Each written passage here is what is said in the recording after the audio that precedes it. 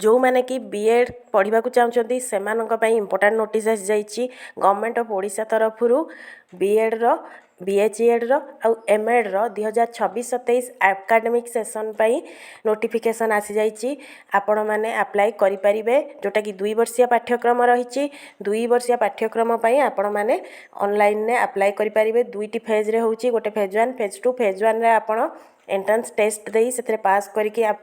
सीट्रे admission करेंगे आ किसी post जदि बळीगला ताले सेटा स्पॉट एडमिशन करा जीवो निजर सबुतक डॉक्यूमेंट रेडी करंतु एवं ऑफिशियल वेबसाइट www.samsodisha.gov.in को जाइए अप्लाई करंतु जोटा कि स्टार्ट हो जाइए 23/3/2024 रु आ लास्ट डेट रही 6/4/2024 आ भितर ही आपण अप्लाई करें। एबे आमे देखिबा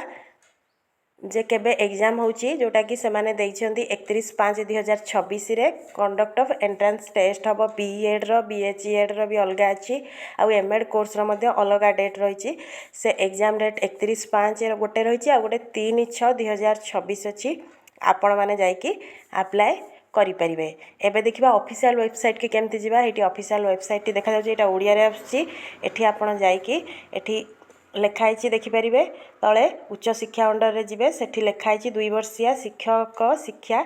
से लॉगिन कले आपन को फुल वेबसाइट आस जीवो न्यू स्टूडेंट एठी गोटे नोटिफिकेशन आसिला आपन ता गॉट इट मारिबे new student login existing student जदि एक्जिस्टिंग स्टूडेंट रे लॉगिन करी आपन न्यू स्टूडेंट रजिस्ट्रेशन करि परिबे एवं अप्लाई करि परिबे।